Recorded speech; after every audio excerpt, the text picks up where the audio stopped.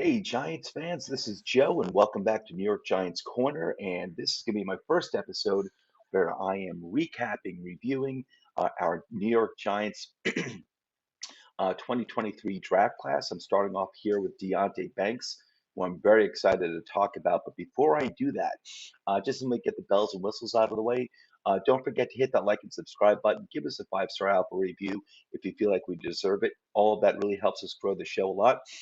Where you can find our content: Apple Podcast, YouTube, Facebook, Podbean, and Spotify, as well as toiletstitles.com, which is our website. Again, it's early in the morning. My voice is a little scratchy when I'm recording this, but toiletstotitles.com is our website. It has all of our videos, all of our articles. Uh, our network, toiletstotitles.com, we cover NFL football, fantasy football, college football, pretty much anything to do with football, we cover it. So all of our content winds up at our website, and that's toiletstotitles.com. Also, we have partnered with at the CFB Nation. They cover most of our college content. Once those players graduate, they come to us at toiletstotitles.com. Patreon.com/toiletstotitles. If you go there, you can learn how you can further support the show. And I want to say thank you to our current Patreon supporters. Gilded, we have in the Gilded app, we have our own Toilets to Titles private chat.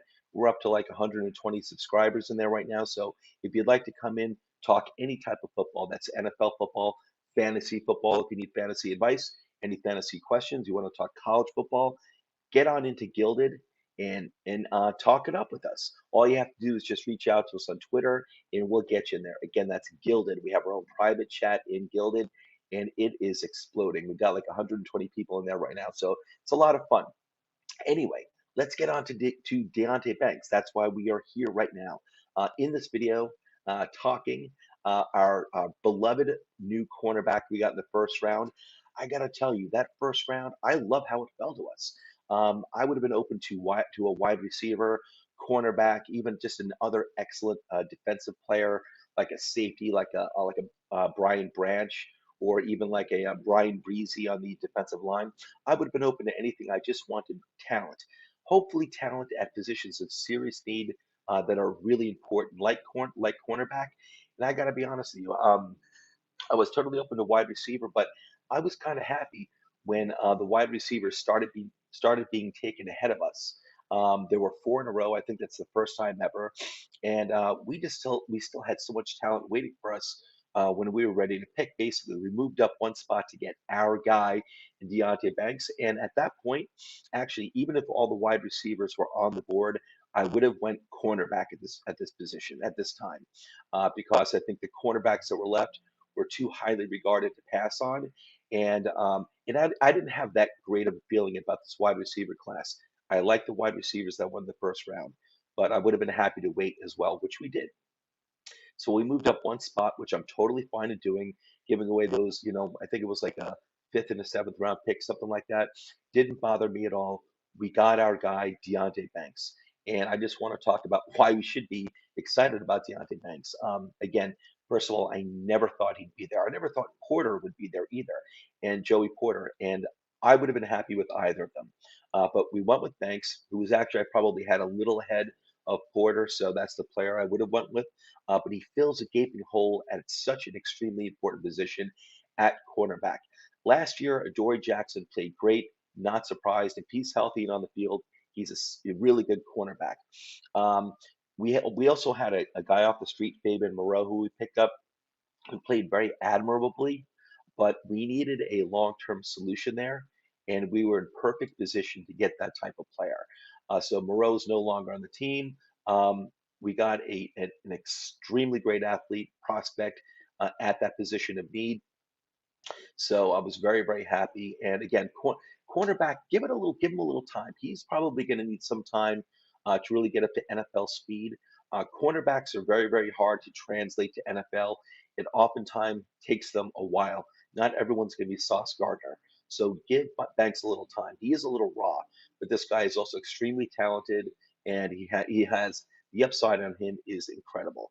The upside on him is possible island cornerback where you can put him on a number one wide receiver and you don't really have to worry about anything. So that is the upside with Deonte Banks. But again, he fills a gaping hole in our secondary. Okay, this guy is an athletic and dynamic stud. He is scheme versatile, but he does excel at press man, which is what we want to do, which is what Wink Martindale likes in his secondary. So he can send more players on the blitz if necessary, which he does often. And Wink Martindale does often like to have like five, six, and even sometimes seven guys in the secondary on any given play, and he'll only bring like throw four defensive linemen or edge rushers and maybe a linebacker at the at the quarterback. But he also likes to blitz from the safety position. He likes to blitz from the cornerback position. Banks does that as well. But again, he likes to load up the secondary, and our young secondary is looking really good. And I'll get to that in a little bit. But more about Banks. The dude had one of the highest athletic testing at the combine ever recorded, Deonte Banks. He had an RAS, that is a raw athletic score, I believe of 10 or really close to it. He's one of the highest scorers, one of the highest graded one of the highest graded players ever in combine history. Some of the highlights are that he ran a 4.35 40-yard dash. I think his broad jump was 11 foot 6 inches, and I think his vertical was 42 inches. He's 6'1", 197 pounds. He's like ideal size for a cornerback. But again, a key thing with him too is that he's scheme versatile. He can stick with the best. He's scheme versatile, so he excels at press man, but you can put him in zone coverage as well. You could probably play him at a little safety you want to, the slot. But obviously he's going to be your outside boundary corner, and that's what we need. That's what we need, and that's so hard to find. So I can't stress that enough. But this guy's a good tackler. He's a good run defender. He's a good physical defender too. He brings the wood when he's tackling someone in the running game. He brings the wood. He's tackling someone in the receiving game. He brings the wood. He's a heavy hitter, and he's a good tackler. So that's why Wink was hugging Joe Shane when Joe Shane made the pick official. So that was pretty cool to see. About the secondary next year, this is going to be really exciting because we have a Dory Jackson who's a veteran, but still a pretty young veteran, accomplished, really good in his own right. But along with him, we've got Deonte Banks, Cordell Flott, who we got last year in the third round, and who really flashed. He was raw coming out of LSU, but he really flashed last year, Cordell Flott. And the chances that he got, especially the second half of the year, I was very impressed with Flott, and I have a lot of high regard for him. I'm really looking forward to Cordell Flott next year. Aaron Robinson, who is another, he's going in his third year, and unfortunately, he's been injured a lot. If he can stay healthy, when this guy has played, he's flashed a lot as well. So you're looking at scheme versatility with both Flott and Aaron Robinson, in that they can both play the slot and the outside as well. And also, let's not forget Xavier McKinney, our young safety, who is, I'd say, by this point, one of the best safeties in the game. So you're looking at a secondary, kind of like oozing with a lot of potential. I can't say proven talent, but a lot of potential. The only proven talent is Adoree Jackson. But again, we're going to have Deonte Banks, Cordell Flott, Aaron Robinson. Don't forget about Aaron Robinson. Again, if he's healthy, this guy is really, really, really promising. And Xavier McKinney. That's an exciting young secondary to move forward with into the future. Uh, Banks and our coaching staff. Banks, along with these other young guys, are being coached by Jerome Henderson, who is widely recognized as one of the best secondary coaches in the league for a long time now. And there's a reason why Cordell Flott looked pretty good in his chances when he was playing on the field last year. Why Xavier McKinney became NFL ready really, really quick. Besides their own natural talent, let's give the players credit too. But Jerome Henderson, for a long time, has been recognized as one of the best secondary coaches in the league, deservedly so. And again, I can't stress this enough. Wink Martindale he loves press man in a secondary. He wants to bring the blitzes. That's what a secondary like this, but with Adoree Jackson, Deonte Banks, Cordell Flott, and Aaron Robinson, all four cornerbacks who excel at press man coverage. That's what Wink wants. It's going to allow him to scheme blitzes more often. We're a little thin at the edge rushing position. I love our edges. I love obviously I love our two young edges. and I love the heat that we can bring from the interior with our defensive tackles. So really, really good in Leonard Williams and Dexter Lawrence. But you got Kayvon Thibodeau and you have Azeez Ojulari, but we are still lacking in a little depth there. But he likes to scheme blitzes. He'll bring linebackers. He'll bring safeties. He'll bring a cornerback blitz. But again, in order to do that successfully, you have to have a secondary that's loaded up with cornerbacks and safeties, well, especially cornerbacks that play press man coverage. So we are in good position. So again, Deonte Banks, I couldn't be happier. He was the right pick in the first round for this team at this moment.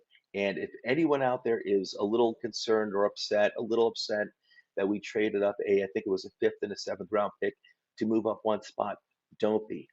Deonte Banks is worth it. And fifth and seventh round picks rarely work out anyway. There's nothing wrong with giving up that back end capital to get the player that you want. Deonte Banks is a rare athletic specimen at a position of extreme need and value, and we got him. So I'm really, really happy with that. Anyway, that's my chat about Deonte Banks. I'll be doing the rest of the players coming up this week. I just wanted to break this up instead of doing like a 30 to 60 minute review, 30 to 60-minute review on the entire class. I really just wanted to do, one player at a time. So, and just break it up into 10-minute segments. So that's what I'm doing here. Again, if you can, please hit that like button, subscribe, hit the bell, give us that 5-star Apple review if you think we deserve it. And again, this is Joe over at Toilets to Titles. The program is New York Giants Corner, and thank you for tuning in. Take care, everybody.